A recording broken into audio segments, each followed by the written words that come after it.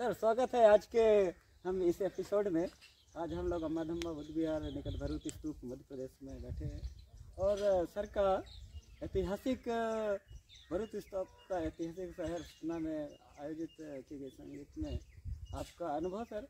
आप सर कहाँ से आए और कैसा आपका जो समाज के परिवर्तन से संबंधित है जो आपका अवधारणा है, कंसेप्ट है, वो क्या आज प्रोफेसर हमारे डॉक्टर डी तिरुपति सर भी बैठे हैं और आप सर परिचय के मोहताज नहीं, आप इतना यूट्यूब में लोग जानते हैं, फिर भी परिचय के साथ साथ आप इस कंसेप्ट के साथ आगे बढ़ते हैं सर। तो आज की वार्ता में जी स्वागत है सर। धन्यवाद, शुक्रिया, सभी को जय भीम। मैं एक्चुअली 28 तारीख को मेरा दिल्ली में एक प्रोग्राम था, उसी प्रोग्राम को अटेंड करके आपके यहाँ 29 तारीख को जो आपके जो सतना में आपका संगीत महोत्सव था उसमें आया मैं। और आने के बाद आपके गांव, आपके घर पर आज जो है आया हूँ, मुझे बड़ा अच्छा लग रहा है। पूरा यहाँ का माहौल, खेती बाड़ी आपके सामने है, तो बड़ा अच्छा लगा मुझे। इसलिए आपको, आपके परिवार को, सभी को शुक्रिया, धन्यवाद इस सेवा के लिए भी। दूसरी बात आपने पूछा है, तो मेरा कंसेप्ट तो ये है कि मैं एक यूपी बिहार के बॉर्डर चंदौली ज़िले का रहने वाला हूँ और 1973 में बीएससी टॉप करके मैं महानगर टेलीफोन निगम बम्बई में नौकरी करने चला गया। वहाँ से जनवरी 11 में रिटायर हो चुका हूँ। मैं 82 में ही मान्यवर कांसीराम के बामसेप से ज्वाइन कर लिया था और वहाँ भी मैंने काफ़ी काम किया, प्रशिक्षण शिविर भी देता था। मतलब एक अग्रणी भूमिका मैं बामसेप में निभाया था। मान्यवर साहब से भी विचार विमर्श भी होते थे कभी कभी। साथ साथ मैं सर्विस में भी बड़े अच्छे काम करके दिया हूँ। मुझे बेस्ट इंजीनियर का भारत सरकार का संचार से अवार्ड भी मिला हुआ है। मैं विजिलेंस अफसर रहा, वहाँ भी अच्छा काम किया। 2 साल में मौका मिला सीबीआई में जाने का, वहाँ भी अच्छा काम किया। लेकिन बहुजन बामसेप के एक तरह से कंसेप्ट को ख़त्म होने के बाद जैसे पे बैक टू सोसाइटी बनी, इसके बाद मैंने जनवरी 11 में एक ऐसी घटना घटी, सारी जनवरी 15 में, कि मैं अपने एक सहकर्मी थे, अपने आप ये कॉम्प्लेक्स में फ्लैट दिला दिया था, शेड्यूल कास्ट के थे। उनको मैं उद्घाटन में गया तो वहाँ पर जो है उन्होंने दरवाजे पर लाइटेड मंदिर अपना सरनेम छिपा दिया। अंदर देखा तो गणपति सत्यनारायण की कथा 2-3 ब्राह्मणों के साथ बड़े पैमाने पर भोज भात के साथ, वो बड़ा विचित्र कर दिया। मैं उस दिन तो बड़ा दुखी हो गया।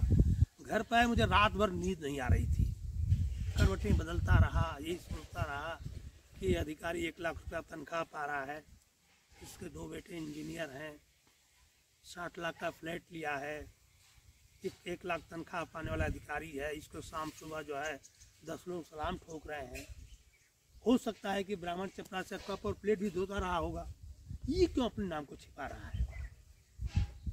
ये मुझे बहुत व्यथित किया। मेरे दिमाग में तो ये सब चीज़ें बहुत पहले से थी, बचपन से गांव के रीति रिवाज, संस्कार, जो ब्राह्मणवादी विचार थे, उससे मैं काफ़ी प्रभावित था। सर्विस में भी बहुत कुछ अनुभव किया था, बामसेप में भी काफ़ी कुछ अनुभव मिला। उसके बाद भी मैं ये उस दिन बहुत ही ज़्यादा व्यतीत किया। और मैं फिर अपने बचपन में जाऊं तो वहाँ भी मुझे ये सब अनुभव हुआ। तो ये मैं विचार में सुबह सुबह आया कि ये बेचारे का दोष नहीं है, ये व्यवस्था का दोष है। क्योंकि मैं उस समय भी बहुत पहले, हमारे बचपन बहुत से लोग नाम छिपाते थे, ओबीसी के लोग भी नाम छिपा के पूरे सर्विस कर लिए हैं। तो मैं बड़ा व्यवस्था का दोष है। तो उस व्यवस्था को दोष को पता लगाने के लिए, ढूंढने के लिए कि शुद्ध समाज को इतना नीच दुष्पापी और इतना ये 72-73 साल के बाद भी आज क्यों कहा जा रहा है। मैं गांव गया, वहाँ रिसर्च करने लगा, लोगों से पूछना शुरू किया कि भाई शुद्ध ने कौन सा अपराध किया है तो उसको इतना नीच दुष्पापी कहा जा रहा है। आपको बता दूँ, 60 में तो लंबा हो जाएगा, 2-3 पॉइंट बता देना चाहता हूँ। उन लोगों ने कहा कि लोग मरे हुए पशुओं के मांस खाते थे, इसलिए इनको अछूत कहा गया। मैं बोला, मैं तो पढ़ा हूँ इनके शास्त्रों में कि ब्राह्मण तो जिंदा गाय को और घोड़ों को काट के खाता था, तो जो ज़्यादा काट के खा रहा है वो ज़्यादा पापी हुआ कि जो मरा खा रहा है वो पापी हुआ। नीच दुष्ट पापी तो इस मामले में ब्राह्मण ज्यादा हुआ ना, फिर आप चमार को कैसे कह सकते हो? फिर लोग बोले छोटा मोटा काम करते हैं, काम करना अपराध है कि ढोंग और पाखंड करना? एक और सवाल आया कि ये लोग साफ सफाइया काम करते थे। मैं बोला देखो भाई, जो गंदगी करता है इंसान वो महान है कि जो गंदगी साफ करता है वो महान है? दोनों में कौन महान है? आप बिलीव नहीं करोगे, किसी ने भी नहीं कहा कि जो व्यवस्था चल रही है वो गलत है। सबने कहा कि ये गलत चल रही है, जो व्यवस्था है गलत है। जो शूद्र को नीच दुष्ट पापी वो भी गलत है, टोटल गलत है। हमें ब्राह्मणों ने, ठाकुरों ने, कितने उम्र के लोग, किसी ने नहीं कहा। फिर मैं अपने विचार में मंथन किया कि जो चीज गलत चली रही है और उसको चलाई जा रही है, तो क्यों चलाई जा रही है? व्यवस्था गलत है, हर आदमी कह रहा है गलत है, तो चला कौन रहा है? चलाया क्यों जा रहा है? बड़े पैमाने पर चलाया जा रहा है इस व्यवस्था, गलत व्यवस्था। मैं उसी दिन पता नहीं क्या मुझे बहुत दृढ़ विश्वास हुआ कि जो गलत चल रही है उसको खत्म करना पड़ेगा। जो परंपरा चल रही है ना, ऊंच नीच, छुआछूत, छोटा बड़ा आदमी छिपा रहा है। एक आदमी गर्व से दिखाता है, चंदन लगा के, तिलक लगा करके, चुन्नी लगा करके कि मैं ब्राह्मण हूँ। एक वर्ग ऐसा है, वो डॉक्टर है, इंजीनियर, अपने को छिपा रहा है। तो ये इतनी बड़ी दुर्दशा इस स्वतंत्र भारत में मुझे बड़ा विचलित किया। वही मैं आकर के बम्बई में फिर अपना नाम, पिताजी का देवा नाम शिवशंकर सिंह था, महाराष्ट्र में शिवशंकर रामकमल सिंह हो गया था। मुझे यादव कभी नहीं सरनेम था ना यार, तो इसलिए मैं अपने जानबूझ के यादव लगाया और फिर शूद्र टाइटल है, शूद्र शिवशंकर सिंह यादव नाम बदला, बोर्ड लगाया। बोर्ड पर गर्व से कौम शूद्र है, अपने 4 महापुरुषों के फोटो के साथ अपना संयोजक लिखा शूद्र शिवशंकर सिंह यादव। हंगामा बोर्ड लगाते ही लग गया। बहुत लोग अरे क्या तू कर रहा है, ये क्या हंगामा खड़ी कर रहा है? हम लोग की क्या बात है? सिर्फ ब्राह्मण ही गर्व कर सकता है, शूद्र गर्व नहीं कर सकता? इसमें क्या तकलीफ है आपको? भाई सिर्फ ब्राह्मण को ही गर्व करने का अधिकार है, शूद्र को नहीं है। बस वहीं से हमारी जो है ये मिशन शुरू हो गया। आपकी दया से आज आपके सामने है। ये वैसे ही घटना है सर।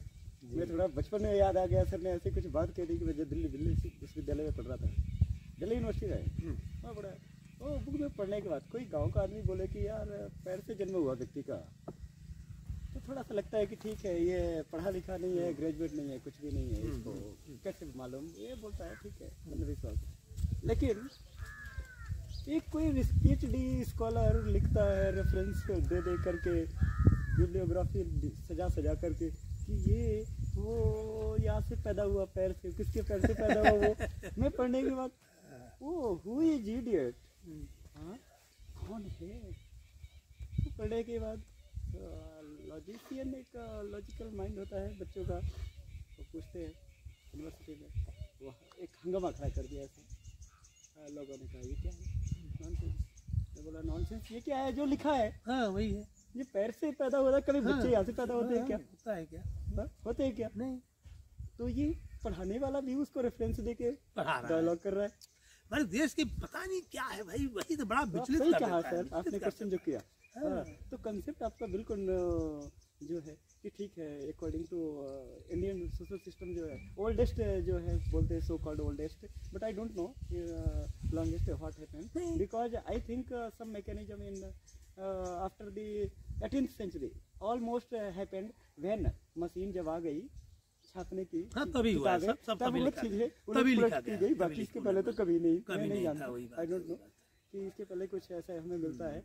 तो जो रेफरेंशियल बिब्लियोग्राफिकल जो पैटर्न है वेस्टर्न कंट्रीज का, तो उन चीज़ों ने डिजाइन कर करके रेफरेंस सजाओ और फिर ऐसा ऐसा लिखो कि who is superior, who is inferior, and superiority complex है कि हाउ टू व्यक्ति का जो है ना सोचने के लिए मजबूर करता है। तो मैं सर इसमें चाहूँगा कि हमारे जो प्रोफेसर है, इससे पहले क्या है सोसाइटी में सर नहीं, आपने जो सुपीरियरिटी कॉम्प्लेक्स की बात किया कि वो सुपीरियर है, इस पर आपको बता देना चाहता हूँ। हमारा कंक्लूजन है, ये बताइए, एक मिनट, हमारा कंक्लूजन है कि ये क्वेश्चन अब मैं बोलना क्वेश्चन नहीं, जरा इनका पूरा हाँ नहीं, आपको भी ये आपको भी बोले, आपके भी बोल रहा हूँ, मैं क्या बोल रहा हूँ, जो नीचे ऊपर क्या सिस्टम है, इससे पहले जो बिफोर इंडिपेंडेंस उसका कॉन्स्टिट्यूशन था, जो बिना पढ़ने वाले को, जो पढ़ने लिखने वाला को कॉन्स्टिट्यूशन था, वो मनुस्मृति था।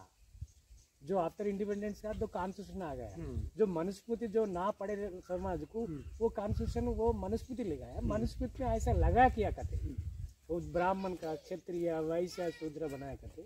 सो इसलिए वो लिखा हुआ, हम जो सोशल का स्टूडेंट हूँ वही पता कर लिया। इसलिए वो आप जो नारायण बता रहे हैं, आप जो स्टेशन बहुत अच्छा। उसी पर मैं अब उसी पर बता रहा हूँ आपसे कि देखिए मेरे अंदर मैं बहुत रिसर्च किया इस पर ना। जब रिसर्च करने पर गया तो मैं ये पाया कि जो मनुस्मृति की जो व्यवस्था बनाई गई ये षड्यंत्र के तहत एक पर्टिकुलर वर्ग जो है एक दूसरे को शोषण करने के लिए सब बनाया है। उसके साथ साथ मैं ये देखा कि ब्राह्मण क्षत्रिय वैश्य इनको अकर्म कहा गया है। इनको यहाँ तक कि ब्राह्मण को तो कर्म करना पृथ्वी पर अपराध कह दिया गया वेदों में कि ब्राह्मण कर्म करेगा तो अपराध हो जाएगा। तो ब्राह्मण क्षत्रिय वैश्य जो है, बात में आपको मैं बोलना चाहूँ, वेद बोले तो अनक्वेश्चनेबल, अनक्वेश्चनेबल। इसलिए अब जो शिवशंकर बात बोले उन क्वेश्चन नहीं करना। अरे कैसा रहता है क्या हुआ? अरे ये दिमाग में कोई काम करने वाला जो खाना खाते जो खेती में काम करने वाला को याद आता, जो वेद को अच्छा रहता, वेद में प्रश्न क्यों ना रहता? क्यों नहीं? हम बोले तो ये कॉन्स्टिट्यूशन के क्वेश्चन कर रहे हैं। अरे कैसे कर रहे तुम? वही तो है ना, हमारे देश में तर्क करने की बुद्धि खत्म कर दी गई। तो सबको जो है बेवकूफ बना दिया भारत में। मैं आज भी कह रहा हूँ मैं कैसा किया, वही बोलो कैसा किया। कैसा उन्होंने क्या किया? देखिए मनुस्मृति जब बनाया, कौन बनाया? ब्राह्मणों ने बनाया, अपने व्यवस्था के लिए बनाया। हलवा पूरी खा करके दूसरों को शोषण करने के लिए, उनकी कमाई अपने को बैठ के अय्याशी करने और खाना खाने के लिए बनाया। जी। लेकिन बनाने के साथ साथ क्या हुआ, उसको उन्होंने कहा दिया कि पुनर्जन्म का फल है, भाग्य और भगवान के द्वारा तुम्हें दिया गया, हमने नहीं दिया है, भाग्य ने तुम्हें दिया है, भगवान ने दिया है। और हमारे बेचारे जो पूर्वज थे अज्ञानता में उन्होंने भाग्य और भगवान समझ के स्वीकार कर लिया। वही दुर्भाग्य रहा, उन्होंने क्वेश्चन नहीं किया। इससे पहले एक बात बोल रहा हूँ, ये नारायण बोले 18th सेंचुरी से जो चेंज हुआ, मैं कहना चाहता हूँ जो हिस्ट्री हम लोग पढ़ाते हैं, आप लोग सब लोग बढ़ाया, जो बुद्ध अशोक का किंगडम थे, जो ये ऊंचे नीचे जाति है क्या? अब इसमें आप जो एक्सपीरियंस में बताइए। नहीं, थोड़ा सा मैं इस पर बता देना चाहता हूँ, नहीं तो कंफ्यूजन हो जाएगा। जी सर। तो ये जो मनुस्मृति लाया उसको भाग्य भगवान से हमारे पूर्वज जो है तरह तरह के देवी देवता भगवान पाखंड, मतलब इतनी, मतलब सुबह पैदा होने से, सुबह घर से निकलने से शाम के सोने तक उनके तरह तरह के नियम कानून उन्होंने बना दिया, ब्राह्मणों ने बनाया। क्यों? अपने सुख संपत्ति के लिए बैठे सर की अभी संविधान है वो डिवाइन स्लेवरी की। उसी पर आपका सवाल ये है, डिवाइन स्लेवरी सर, आपका सवाल ये था मतलब सुप्रियरिटी का। मैं कह देना चाहता हूँ 2 मिनट उस पर कि देखिए आज कल और कारखाने सब है। ये 400-500 साल पहले जो लोहार था, कुम्हार था, बढ़ई था, जोल्हा था, कारीगर था, यादव था, कुर्मी था, ये जितने जो काम करने वाले जातियां हैं, यही पैदावार, यही प्रोडक्शन का, यही इंजीनियर, यही रिसर्चर हुआ करते थे। ये वैज्ञानिक थे भाई, ये रिसर्च करते थे। अगर 12-15 साल का लड़का होते होते अपने बाप से चमड़े पर रिसर्च नहीं करता, उसको पकाता नहीं, डिजाइन नहीं, मतलब जूता चप्पल कैसे बनाता? सही है बात। तो ये इन्होंने हमें, हम कर्म करने वाले हैं, प्रोडक्शन करने वाले हैं, ये क्यों नहीं कहा कि तुम लोग पैदाइशी इंजीनियर हो, रिसर्चर हो, प्रोडक्शन करता हो? नीच दुष्पापी कहाँ है? सेवा करने के भाव कहाँ है? मान लीजिए चमार अगर चमड़े का जूता बना के किसी को कारीगरी करके दे रहा है, उसको बराबर मजदूरी मिली होती तो सेवा कहाँ हुआ? वो तो व्यापार हुआ ना। इन गधों ने, मूर्खों ने, हम गधा और मूर्ख बोल रहा हूँ, अपना शोषण करने के लिए जो कर्म करने वाले लोग हैं उन्हीं को नीच दुष्पापी बना दिया। और जो ढोगी रहा, पाखंडी रहा, परजीवी रहा, कभी काम नहीं किया, अय्याशी किया, एक मिनट, जो अय्याशी किया उसको वो जो है वो अपने को उच्च बना लिया और आपको नीच बना लिया। ये दुर्भाग्य है, किसी को बदलना है। मैं यहाँ पे वेलकम करना चाहूंगा हमारे प्रोफेसर वामसी सर भी है, he is joining. Sir please sit together and a lot of discussion. Sir we will continue, ऐसे नहीं आना चाहिए। नहीं किधर तक इधर तक आ रहे, नहीं देखो नो वेस्टर्न और सर और इंडियन, नहीं इधर तक आ रहे। राइट मैं ये कहना चाहता हूँ सर, एक मिनट। मैं सर आप बोले ना, जो बुद्धा टाइम के एक बाटा सिस्टम था, मैं पढ़ लिया। बाटा सिस्टम में क्या रहता? Exchange of needs, not money, exchange of needs. ये मैं हिस्ट्री में पढ़ाया, मगर ये कैसा हुआ, ऊंचे नीचे जाते कैसा बढ़ा दिया, ये बताइए सर। ये तो अभी बताया ना। जी जी। एक षड्यंत्र के तहत अपने को जो है ये अय्यासी, देखिए इन्होंने जीवनोपार्जन के साथ अपना पेट पालने के साथ साथ इन्होंने अय्यासी का भी अरेंजमेंट कर लिया। अय्यासी का अरेंजमेंट इतना तक कह दिया कि जितनी कुंवारी लड़कियां हैं ये ब्राह्मणों की संपत्ति है। और यहाँ तक था हमारे धर्म में कि अगर ब्राह्मण किसी पुरोहित के यहाँ गया और कह दिया कि जजमान 10-12 साल की लड़की देख लिया, जजमान लड़की को दान दे, लोग दान दे देते थे। उसी कन्यादान को जो है वेश्यावृत्ति बनी हुई है, जो देवदासी प्रथा जो पैदा हुई है मंदिरों में। तो कोई भी हिम्मत नहीं था, अगर ब्राह्मण 400-500 साल पहले कुछ भी मांग दिया, आपका बेटी मांग दो, आपको देना ही पड़ता था। कोई ना नहीं कर सकता था। बोल देंगे ना कर दूंगा तो अधर्म हो जाएगा, हमारा दस्त हो जाएगा, हम दुखों से मारे जाएंगे। क्या क्या इन्होंने बढ़ा के रखा था। ये कितने साल से अब समाज को काम कर रहे हैं, ये एनलाइटमेंट कर ले? मैं देखिए जनवरी 15 से कर रहा हूँ। नहीं, जो इतना उम्र तो रिटायरमेंट नजदीक आ गया, जो समाज को एजुकेट कर रहे, एजुकेट समाज को मैं 82 में मानवर कांसीराम के साथ जुड़ गया।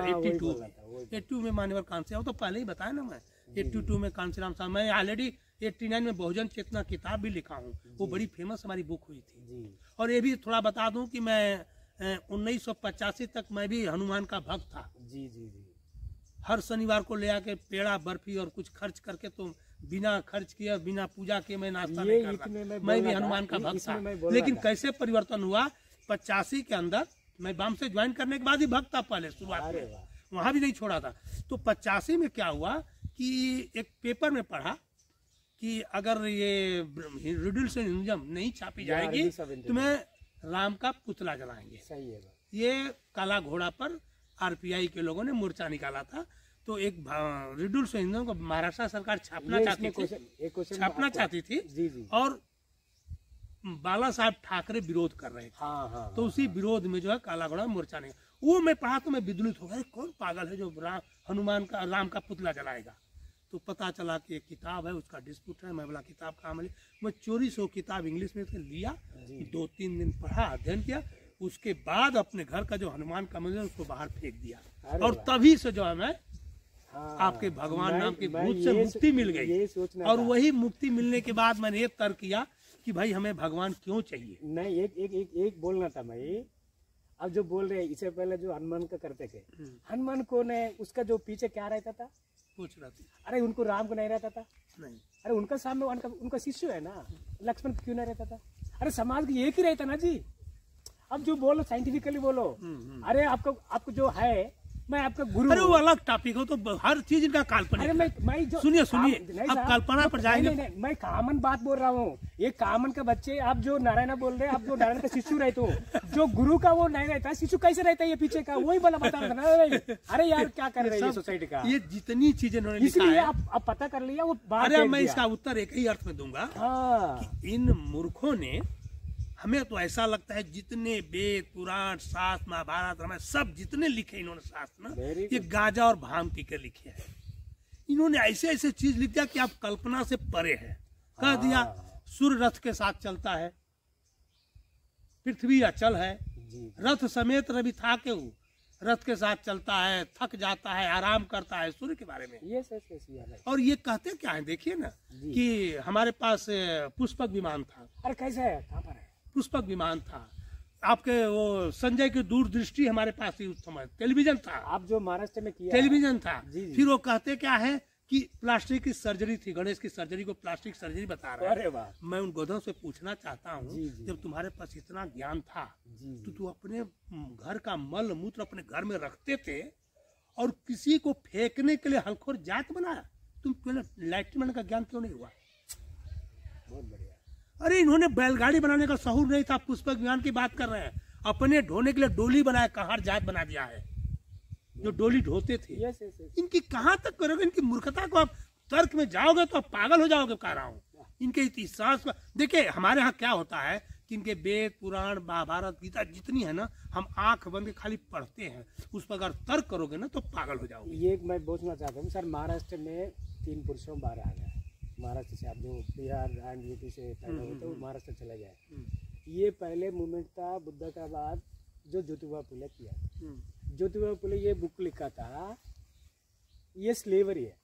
उस स्लेवरी बुक में बताया था, आप जो बता रहे जो हनुमान का है, जो उसमें जो बोला ये लिखा हुआ, अरे वो जो तीन का आर्ट जो लाइए बोल के बोला था, अरे कैसा ये लॉजिक है? अब तक क्वेश्चन नहीं दिया कोई भी, आपका पास कोई हाई का एक बार बताइए। अरे हमारा ही क्वेश्चन नहीं कोई दे पा रहा है। मैं तो 10 साल से पूछ रहा हूँ, हम तो मोहन भागवत से पूछ रहा हूँ कि बताओ भाई। स्लेवरी का बुक मालूम है एक चीज, मैं बार बार हर भाषण में बोलता हूँ कि जो देवी देवता भगवान इंसान के छूने से अपवित्र हो रहा था, हो रहा था कि नहीं, आज भी हो रहा है, क्या भगवान हो सकता है? भगवान है तो क्यों ना ऐसा जो हिंसा न क्यों ऐसा कर रही भगवान है तो? अरे मैं ये सवाल पूछ रहा हूँ आपसे कि जो भगवान देवी देवता इंसान के छूने से अपवित्र हो रहा है, क्या भगवान हो सकता है? नहीं हो सकता है भगवान ह्यूमन से। लेकिन वो सवाल यह है कि फिर वो हमारे घरों में घुस रहा है। अच्छा, हमारे घरों में कैलेंडर, जाओ सामान का कैलेंडर के रूप में आ रहा है, तो हमारे घरों में ये बेजाया की तरह हमारे घरों में घुस रहा है, तो मैं कहा इनको निकाल के फेंको। अब मैं क्या कर रहा हूँ सर, ये इसलिए स्लेवरी बुक में ये 3-4 था। एक क्या है, मच्छर में ह्यूमन बीइंग बर्न होता था, क्या कैसा होता मच्छर का गार्ड, और जो क्या उसका क्या होता, पिग किसको क्या होता, कुर्मी जो जिसे जो ह्यूमन कैसा होता था, वो मार जो वो बोले कहते ये जो इसको क्या बोलते हैं पिग के लिए, जो तू आपने कहा वो पिग का तो जो 10 का जो जन्मदिन देता, 3 का वो काले था, उनका हस्बैंड का नाम क्या है, वाइफ का क्या नाम का, वो 3 काल लिया, उसका नाम क्या है पूछ लिया। अब तक जो क्वेश्चन का आपका बात कोई इसमें बारे में बताइए, समाज को जो मालूम होना चाहिए सर के ऊपर। देखिए साहब, समाज का मैं ये जो आप जाओ, मैं एक ही लाइन में बोल दे रहा हूँ जी सर, कि इन्होंने जितनी भी चीजें लिखे हैं, जी सर, न तो उस पर कोई तर्क है, न कोई वैज्ञानिक सोच है, सिर्फ जो मन में आया, जो दिमाग में आया, फिक्शन है ये, जो दिमाग में आया कचरा लिख दिया है। यहाँ तक कि फूले ने कहा है ना कि जितने इनके धर्म शास्त्र हैं वो सिर्फ आग में जलाने के, रोटी सेकने के लायक है, ये कचरा है, उन्होंने खुद कहा। ये समाज को मालूम है, नहीं मालूम है, मालूम कराना है हम लोग को, मालूम कराना है, यही तो हम लोग का मिशन है। अभी तो यही तर्क की बुद्धि दिखाना है, बताना है कि अब वैज्ञानिक बाबा साहब, देखिए एक चीज आपने जो कहा ना, फूले की बात नहीं है, इस ब्राह्मणवाद के पाखंड, अंधविश्वास, छुआछूत के खिलाफ संत रविदास ने संघर्ष किया 600-700 साल पहले जी। फिर कबीर ने किया, कबीर को जानते हैं? कबीर ने जबरदस्त किया, फिर पेरियार स्वामी ने किया, इसके बाद फूले दंपति ने किया, फिर बाबा साहब अंग्रेजों से लड़े जी, स्वतंत्र भारत में भी लड़ाई की उन्होंने, ब्राह्मणवाद से लड़ते रहे, पूरी लाइफ लड़े, गांधी से, नेहरू से, सभी ब्राह्मणवादियों से लड़े हो। इसके बाद भी 1935 में उन्होंने धमकी दिया कि लगता है नहीं कि हिंदू धर्म में सुधार होने वाला है, तो उन्होंने धर्म परिवर्तन करने की धमकी दिया। कब? 1935 से एवला कॉन्फ्रेंस में। ये कोई लेकिन इसके बाद भी 21 साल तक इंतजार किया, धर्म परिवर्तन उस समय नहीं किया, ये 21 साल इंतजार किया और ब्राह्मणवाद के खिलाफ लड़ते रहे। मैं एक चीज कहना चाहता हूँ, सुनिए एक चीज, नहीं इसको पूरा करने दीजिए, रिलेटेड में नहीं इसको पूरा करने दीजिए। बाबा साहब जितने महापुरुषों का काम आज भी अधूरा है, जी, आज भी अधूरा है कि नहीं है? मैं उसी अधूरे काम को करने के लिए गर्व से को शूद्र मिशन चला रखा है। अब बताइए। मैं क्या बोलना चाहता हूँ, जो हर ब्राह्मण का we are against of anyone. I am against of the hegemony system as undemocratic. अनडेमोक्रेसी में बात कर रही है। एक बार जो अमेरिका जाएंगे, अमेरिका में व्हाइट वाला जो ब्लैक वाला को डिस्क्रिमिनेट किया, वो व्हाइट वाला रियलाइज करा, जो पार्लियामेंट में कहा मैं माफी मांग चाहता हूँ, जो व्हाइट का जो ब्लैक का डिस्क्रिमिनेशन किया, वो ब्लैकों को माफी मांग लिया। जो ये लोग इंडिया का आ गया, जो माइग्रेट हुआ इंडिया की, मेल्स आ गया, वो फीमेल शूद्र को शादी किया, उन्होंने द्विज बन गया। जो अभी तक जो सोसाइटी में इतना इनजस्टिस हो रहा है, जो क्यों ऐसा जस्टिस नहीं करा, वो ज्यादा नॉलेज लोग है ना, क्यों ऐसा जस्टिस नहीं हुआ। एंड अभी तक जी जितने डेमोक्रेसी 74 ईयर्स था, 70 तक, अभी तक जो कोई ब्राह्मण था, अभी तक मैं क्षमा कर रहा हूँ, जो इनजस्टिस किया अब तक नहीं बोला, जो किधर भी ये होना चाहिए नहीं होना चाहिए, अब बोला। नहीं देखिए, वो मानने को तैयार है ना, वो तो कहते हैं भाग, अभी मोहन भाग दोनों की कि ये जो वर्ण व्यवस्था है हमने नहीं बनाया है, ब्राह्मणों ने नहीं बनाया, वो तो भगवान के ऊपर थोप देते हैं। जो भी कुकर्म किए हैं, जो भी पाप किए हैं, सब भगवान पर लाद देते हैं, हमने नहीं किया है। लेकिन सामने देखिए, इसका पीछे एक लॉजिक है, मैं बताता हूँ क्यों हुआ ये। देखिए, ह्यूमन बीइंग चाहे जो भी इंसान पैदा होता है ना, वो पैदाइशी स्वार्थी, लालची, कामचोर प्रवृत्ति का होता है। वैज्ञानिकों का देन कहना है, हम नहीं कह रहे हैं। तो स्वार्थ और लालच जो हर इंसान में पैदा होता है, जी जी तो वो स्वार्थ लालच का कारण जो भी ताकतवर होगा वो गरीब को सताएगा। ह्यूमन नेचर है ये जानवर में नहीं है, ये ह्यूमन नेचर है। तो क्या होगा, इसी नेचर के कारण ब्राह्मण वर्ग ने एक गरीब और कमजोर को सताने के लिए एक नियम कानून बनाया। अरे आप देखें, हमारा इतिहास पढ़िए कि बेटों ने अपने बाप को कत्ल कर दिया राजा बनने के लिए। हाँ, इसलिए मैं वो क्या तो कह रहा ये था। हमारा ह्यूमन नेचर ही इतना ऐसा है कि हर ताकतवर आदमी कमजोर को सताने की कोशिश करता है। ये क्वेश्चन और इसी को कहते हैं ना, जी इसी को कहते हैं मानवतावादी इंसान। जी जी जब आप बराबरी करोगे, किसी को सताओगे हाँ, नहीं, वही तो उसको चाहते हैं। कहते हैं ह्यूमन नेचर, मानवतावादी मैं ये बात ही इंसान। कहना तो हमारे देश में मानवतावादी इंसान है ही नहीं। यहाँ हैवान लोग बसे हुए ये हैं क्वेश्चन और आपको मैं हैवानियत ही आज तक चली आ रही है। जी, ये क्वेश्चन मैं बता रहा हूँ। हम्म, जो इंडिया में पहली बार, इससे पहले जो थोड़ा सा किंगडम था इंडिया में, जो ईरान तक, जो रशिया तक, जो पाकिस्तान, जो बर्मा तक अपना जो अशोक किंगडम था, जब बुद्ध से पैदा हुआ, बुद्ध से क्या हुआ, इक्वालिटी टीच कर लिया, ह्यूमन कंसर्न किया, जो समाज को जो अज्ञान है ज्ञान बन लिया समाज को, इसलिए एनलाइटमेंट ऑफ बुद्ध हो गया। वो उसमें क्या किया, अभी तक तो जो ह्यूमन किल नहीं हुआ, किंग था, किंग छोड़ के कॉमन बना गया। इतने गोल्ड था, गोल्ड इसका जो छोड़ दिया, ह्यूमन कंसर्न को, ह्यूमन रिलेशन को अच्छा रख लिया। अभी ये क्या है, सोसाइटी मनी का तरफ जा रहे हैं सभी लोग। ये क्या है, इसमें बताइए। हमने पहले ही बता दिया कि इंसान जो है, देखिए जब हमने कहा ना कि ये हम स्वार्थी और लालची होते हैं, तो ये स्वार्थ और लालच हर ह्यूमन नेचर, हर ह्यूमन बीइंग के अंदर है। और ये जहां भी रहेगा खुराफात करता रहेगा। जी, इसीलिए हमें कही जाती है शिक्षा देना चाहिए। हम अपने बच्चों को पहले माँ बाप देते ये हैं। क्वेश्चन देखिए जब कोई मेहमान आता है जी। तो 4 साल 5 साल का बच्चा लपक पड़ता है मिठाई खाने के लिए, जी। तो माँ बाप रोकते हैं। फिर स्कूल, देखिए हमारे यहाँ, हमारी लड़की अमेरिका में है, जी जी वहाँ पर कहा जाता है, स्कूल में टीचर जब पहुँचता है ना, जी, जी। तो टीचर खुद कहता है बच्चों से यस, कि बच्चों, हम सभी ह्यूमन नेचर जो है स्वार्थी, लालची, कामचोर होते हैं। हमें इसे जितनी दूरी ले जाना है, हाँ, ये बुद्ध था। जितनी दूरी हम इससे जाएंगे, सही है। तभी हम एक इंसान बनेंगे, हाँ। शिक्षित समाज बनेंगे सही। और एक महामानव बनेंगे।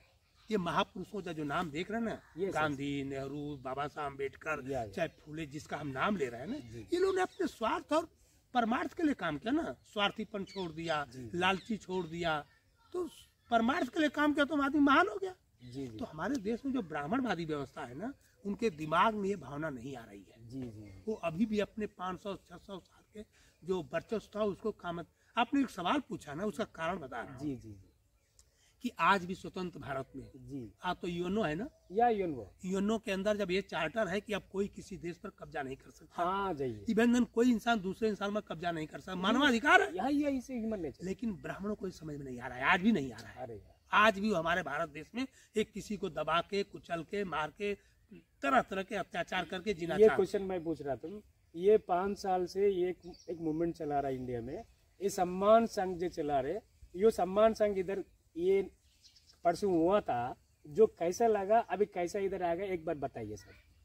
नहीं, ये तो आपके, हमको जो है उन्होंने टेलीफोन किया नारायणन सर ने जी कि भाई हमारा एक सामाजिक संस्था काम है, आप आ जाइए। तो मैं, इन्होंने रिक्वेस्ट किया, यहाँ तक कि प्रोग्राम मेरा फिक्स था तो मैं उसको कैंसिल किया। इन्होंने टिकट भी कटा दिया मेरा बकायदे, अरे वाह। ऑनलाइन टिकट कटा दिया, वाला टिकट भी हो गया है। हम्म। तो मैं चला मैंने आया, टिकट और भी यहाँ कटा आने के लिया। बाद, वहाँ मैं प्रोग्राम में भी रहा, हम्म। अच्छा लगा, काफी लोग आए।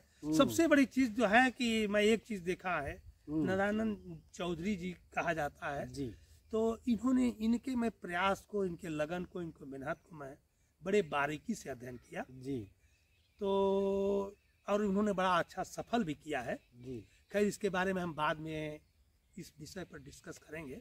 ठीक है। तो आप जो क्वेश्चन पूछ रहे हैं हाँ। साहब, वंशी सर एक बार क्वेश्चन पूछिए, नहीं, मैं ये- आपको मतलब डिस्टर्ब कर लिया। नमस्ते जी। इधर क्या है, वो एपिक है, एपिक है और पुराण है, ये दोनों को मिलने को बहुत कोशिश कर रहे government.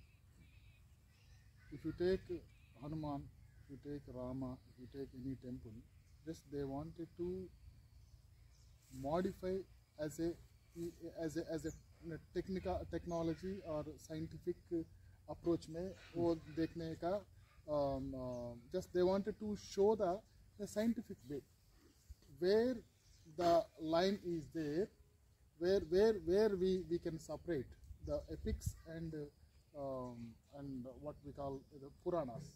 So how we can history and epics, how we can segregate. देखिए हिस्ट्री और जो आपने कहा यही कि मतलब धर्मशास्त्र और साहित्य के इतिहास, Right. इतिहास में हम क्या कहते हैं कि जब तक हम तथ्य को नहीं पाते हैं, जब तक उसके अस्तित्व को हम नहीं पा रहे हैं, तब तक हम उसको मानने को तैयार नहीं है। और ये हमारे गीता, वेद, पुराण, जो आपने हनुमान, ये जितने का ऐसा कहीं भी अस्तित्व नहीं मिलता है। चाहे खुदाई करो, चाहे कहीं भी करो, आज तक कितनी खुदाई हुई, सिर्फ गौतम बुद्ध के ही प्रमाण मिले हैं। जहाँ जाओ खुदाई करो, अंदर वही मिलता है। चाहे मंदिर के खोदो, चाहे मस्जिद में खोदो, पुराण वही एक सत्य मिलता है जो गौतम बुद्ध के काल में आज हमें मिल रहा है। लेकिन ये जितने हमारे जो वैदिक काल कहिए या ब्राह्मणवादी व्यवस्था कहिए, चाहे हिंदू धर्म के कहिए, इसका कहीं कोई प्रमाण नहीं मिला। इसीलिए तो ललई सिंह यादव जो सच्ची रामायण की किताब थी, सुप्रीम कोर्ट तक जीत के आ गए, क्योंकि उन्होंने कहा कि भाई प्रमाण दिखाओ। अभी जो FIR दर्ज हुई थी आप रामचरितमानस को जलाने पर, उन्होंने कहा था कि भाई साहब प्रमाण दो कि हाँ राम थे तो कहाँ थे, कब थे, कैसे थे, कुछ प्रमाण नहीं मिला है, कोई प्रमाण नहीं मिला है। पहले इलाहाबाद कोर्ट को गए थे, साकेत बाद में वो लोग ये RSS वाला सुप्रीम कोर्ट को गए, सुप्रीम कोर्ट में जीत के आए वो। सुप्रीम कोर्ट में तो क्या दिया, सब काल्पनिक है। थोड़ा इसमें क्लैरिफिकेशन पूछ रहे, क्लैरिफिकेशन से सब डिस्क्राइब करे थे, कुछ भी नहीं इसमें बोलते। हाँ, ऐसा उसको लागू किया, फिर वो किताब चली, उसको पैसा मिला, मान सम्मान इज्जत मिली, किताबें बांटने को मिली, सच्ची रामायण। सर इसमें बोल रहे हैं अब उसके बाद भी सोचिए कि उसके बाद भी अगर हम फिर से रामायण महाभारत जगह प्रचार, तो मूर्खता है ना यार। सही है बात। सुप्रीम कोर्ट उसको गलत कर रही है, और तो पढ़ाना तो सच्ची रामायण घर घर बच्चों को पढ़ाओ। सर इसमें क्या मैं कह रहा हूँ, अगर आपको पढ़ाना है, सुप्रीम कोर्ट ने जिसने मान्यता दिया, रामचरितमानस को मान्यता नहीं दिया, गीता भारत को नहीं दिया, लेकिन सच्ची रामायण को दे दिया, तो सच्ची रामायण बच्चों को पाठ्यक्रम में डाल दो, हाई स्कूल, इंटर, ग्रेजुएशन को पढ़ाओ सच्ची रामायण। तब तुम्हारा, हम करें 6 महीने में भारत का जो ये जो आतंक है ना, भूत का, प्रेत का, टोना का, टुटका का, अंधविश्वास का, पाखंड का, छुआछूत का, सब 6 महीने के अंदर खत्म हो जाएगा। सर ये बात बोलता बापनों का, जो हर बापनों यहाँ बोलता ये रामायण मैं लिखा है, नहीं, कौन लिखा है? वाल्मीकि ने, क्या बोल रहे? महाभारत मैं नहीं लिखा है, कौन लिखा बोल रहे? वेदव्यास। ये शूद्र लोग बोल रहे, शूद्र है, अरे ब्राह्मण है, ये पता होना चाहिए। सबसे बड़ा दुर्भाग्य है जी कि ये कहते हैं 5000 साल पुराना है जी। अब मुश्किल से 800-900, यहाँ तक कि बोलगा से गंगा पढ़िए राहुल संस्कृतायन का, उसमें कुछ है ही नहीं, कहीं प्रिंटिंग नहीं, प्रेस नहीं, कपड़ा नहीं, कुछ नहीं, नंगे धड़ंगे, यहाँ तक कोई रिश्ता नहीं, कोई संबंध नहीं रहता था किसी से, और सब लोग नंगे धड़ंगे रहते थे। तो ये जब से प्रिंटिंग प्रेस कागज का आविष्कार हुआ है, 800-900 साल के बाद ही ना लिखना पढ़ना शुरू हुआ है। आपको एक उदाहरण देना चाहता हूँ, आज याद आ गया। देखिए एक चीज है, श्रवण कुमार का नाम सुने हैं? श्रवण को अपने माँ बाप को 4 धाम की तीर्थ यात्रा पर गया था। कहाँ गया था? 4 धाम। और 4 धाम को शंकराचार्य ने 880 में स्थापना किया है। तो 4 धाम की स्थापना 880 में हो रही है, तो 880 के बाद ही श्रवण कुमार गया है ना। तो 880 के बाद ही भरत मारे हैं श्रवण कुमार को। तो भरत 880 में पैदा थे कि 5000 साल पहले थे, ये बताइए। सही है, 880 के बाद ही भरत पैदा हुए ना। तो फिर कैसे तुम्हारा राम जो और लक्ष्मण और भरत का परिवार 5000 साल पुराना हो जाएगा? ये तो श्रवण कुमार के सामने का है, शंकराचार्य के सामने का एविडेंस है। और यही नहीं, बल्कि रामायण में बौद्धों को गाली दी गई है। जब तुम किसी को गाली दे रहे हो तो इसका मतलब तुम्हारे पहले था ना वो। सही है। तो जब गौतम बुद्ध गाली दोगे तो गौतम बुद्ध तुम्हारे से पहले हैं वैदिक धर्म से। क्या फिर तुम कहाँ, इनका कहीं प्रमाण नहीं है भाई, कहीं सत्य नहीं है। आप जो पहले बार बोले अंबेडकर को लिखा हुआ रिडल्स ऑफ हिंदुइज्म, इसमें क्लैरिटी है जो अब तक ट्रांसलेशन अभी रुका हुआ है, जो पब्लिक तक नहीं पहुंचा है। कैसा है यार ये देश है? बताइए। सबसे बड़ा चीज है हमारा देश। बता दूं आपसे कारण क्या है? जी। देखिए, हम उनकी भी गलती नहीं मानता हूँ। अब जाइए, जब प्रैक्टिकल पर आते हैं, प्रैक्टिकल ये है कि 500-600 साल पहले जो ब्राह्मण और ब्राह्मणवाद का वर्चस्व था, जी जी ये वर्चस्व की बात करो, उस वर्चस्व में ये था कि भगवान राम भी किसी अदना ब्राह्मण का पैर पूजने के बाद ही नींद आती थी। रामचरितमानस में लिखा हुआ है। जी जी इसके बाद छत्रपति शिवाजी महाराज जी जी पूरे राजाओं को जीत लिए, लेकिन राजाभिषेक की बात हुई तो एक अदना ब्राह्मण कहता है कि तुम शूद्र हो, राजा नहीं बन सकते। हाँ, कैसे बोल सकते? और वो सवाल वो नहीं है, सवाल है कि छत्रपति उसको मान लिए, स्वीकार कर रहा है। जी जी अरे क्यों नहीं कत्ल कर दिया उसका यार? सही तो मतलब छत्रपति शिवाजी महाराज में तलवार में ताकत है, लेकिन बुद्धि से ब्राह्मणवादी मानसिकता के गुलाम थे। जी जी एक और उदाहरण देना चाहता हूँ, डॉक्टर राजेंद्र प्रसाद का नाम सुना है ना? हाँ, सुना है। प्रथम राष्ट्रपति या जब राष्ट्रपति बनाए गए तो ब्राह्मणों ने कह दिया कि तुम शूद्र हो, राष्ट्रपति नहीं बन सकते हो, क्योंकि हिंदू धर्म में शूद्र जो है राजा नहीं हो सकता है। नीचे वाला है। Slavery तो करना। उसमें क्या किया, नेहरू ने उसका मध्यस्थता किया। हाँ, वो जो ब्राह्मणों- पैर से पड़ा हुआ है। काशी के 101 ब्राह्मणों का पैर धोया है, हम्म, पानी पिया है, तो शुद्ध हुए हैं कौन?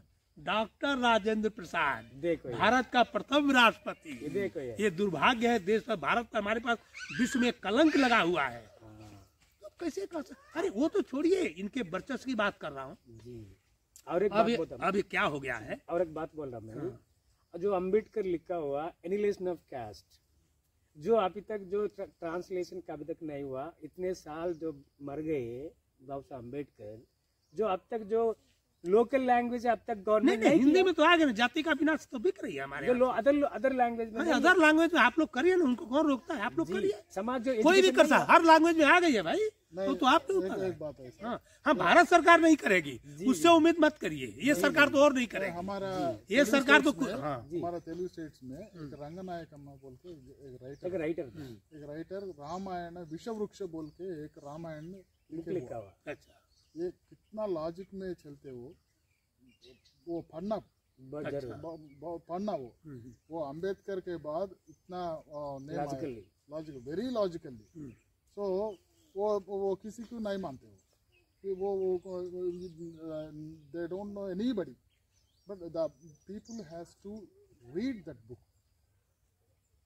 नहीं सही सही है हाँ, सही है। right. और क्या है ये मैं बताना चाहता हूँ। नहीं, मैं थोड़ा सा वर्चस्व की बात किया ना जी बात है। तो इनका क्या है कि 500 साल के बाद वर्चस्व जो था ना, कुछ मुगलों मुसलमानों ने ले लिया, छीन लिया, फिर अंग्रेज आए तो दर दर एक्ट बना कर इनको नस्तानाबूद किया, फिर बाबा साहब अम्बेडकर ने संविधान बना के समता समानता बंधुत्व का संविधान दिया, तो ब्राह्मण का जो वर्चस्व था ब्राह्मणवाद का, उसको खत्म कर दिया। जी तो एक चीज बता देना चाहता हूँ, कोई आदमी जब सुपर पहुंचता ऊंचा पहुंचता है ना, तो जब गरीब बनता है, कमजोर बनता है, तो उसकी त्रासदी होती है। जी ये ब्राह्मण वर्ग की त्रासदी हो गई, जी और त्रासदी को कोई भूले नहीं हो, 100 सालों तक याद करते करते काम करते रहे उसके पीछे पीछे, जी। और कांग्रेस के गवर्नमेंट में स्लीपर सेल बन के वो काम करते रहे। 100-150 साल काम करने के बाद उनका मौका मिला है, तो फिर से वो ब्राह्मण और ब्राह्मणवाद के वर्चस्व को बढ़ाने के लिए फिर से वो काम शुरू कर दिए हैं। जी ये देश, ये जो 8 साल से 9 साल से जो सरकार है ना, आप बताइए कोई काम कर रही है? जी इंडस्ट्री कल कारखाना खोल रही है, कॉलेज यूनिवर्सिटी लगा रही है, अस्पताल खोल रही है? कुछ नहीं। क्या कर रही है? ब्राह्मण और ब्राह्मणवाद वर्चस्व बढ़ाने के लिए कुंभ मेला, तो कांवड़ यात्रा, ये तरह तरह के अरे क्यों पाखंड इसमें? मंदिर जगह जगह बना रही है, हजारों तरह। भूख के मरने जाओ, मरने के लिए वो ये तो सोचना पाखंड फैलाने की बात कर रही है ना, तो अपने वर्चस्व को ला रही है वो। चाहिए। कैसा ये सर कैसा नहीं, चल रहा है? हम तो उनको गलत नहीं मानूंगा। जी, हर आदमी वो अपने वर्चस्व को पाने की कोशिश कर रहे हैं, तो हम शूद्र समाज को चाहिए कि ब्राह्मण और ब्राह्मणवाद के वर्चस्व खत्म करने के लिए एकजुट होकर के आर पार की लड़ाई लड़ें। जी हमारा वो मिशन है, भागने से नहीं होगा, जिनसे आमने सामने टकराना होगा। वो भागने से नहीं है, जो हिस्ट्री गलत लिखा हुआ, जो पढ़ने लिखने वाले वो पहले जो हाँ। वो मध्य से इधर आए थे, वो लोग गलत लिख लिया हिस्ट्री। आप देखिए, एक उदाहरण देना चाहता हूँ, जी रामनाथ कोविंद प्रथम राष्ट्रपति, या उसको मंदिर में नहीं जाने दिया, यही दिखाने के लिए ना Yes, कि exactly. ब्राह्मण हो तुम अछूत हो। फिर इसके बाद एक वीडियो देखा हूँ रामनाथ कोविंद का, एक ब्राह्मण कुर्सी में बैठा है जी और मान्यवर जी हाथ जोड़ के खड़े हैं, और एक अदना आदमी कह रहा है कि पैर छुओ उनका। देखो हमने वीडियो देखा है भाई, तो ये क्यों कहा? ये कैसा क्यों? डेमोक्रेसी है? नहीं नहीं, ये डेमोक्रेसी नहीं, ये फिर अपने वर्चस्व को ला रहे हैं कि ब्राह्मण राष्ट्रपति है तब भी उच्च है। ये अपना समाज कब सुधर गएगा, कब आग खोलेगा, ये देखिए समाज को उनकी गलती, हम लोग की गलती है। वही बोल रहा हूँ, मतलब मैं वही बोल रहा हूँ। हम लोग जो इसको बढ़ा रहे हैं, आज भी ब्राह्मणों को मान सम्मान दे रहे हैं, इज्जत दे रहे हैं, प्रतिष्ठा दे रहे हैं, तो इसको करवाना चाहते हैं। तो हमारा और आपकी गलती है, अब उनकी गलती मैं नहीं मानता हूँ। ये शुद्ध आपके समर संघ को भी इस पर तन मन धन से काम करना चाहिए। ब्राह्मणवाद और ब्राह्मण और ब्राह्मणवाद के खिलाफ संघर्ष छेड़ना चाहिए। जी आपको मौन धर के नहीं होगा, खाली जुड़ेंगे मिलेंगे नहीं होगा, इनके पीछे सबको लड़ना पड़ेगा, तभी धीरे धीरे करेंगे, वो धीरे धीरे करेंगे। अब तो अभी तो नहीं करेंगे ना, धीरे धीरे करेंगे। अभी तो मैं ये डिस्कशन खत्म करेंगे और जो काफी हो गया, और काफी और थोड़ा आगे बढ़ेंगे और नेक्स्ट और कुछ कितना बोलना मिनट है? का हो गया? कट करो।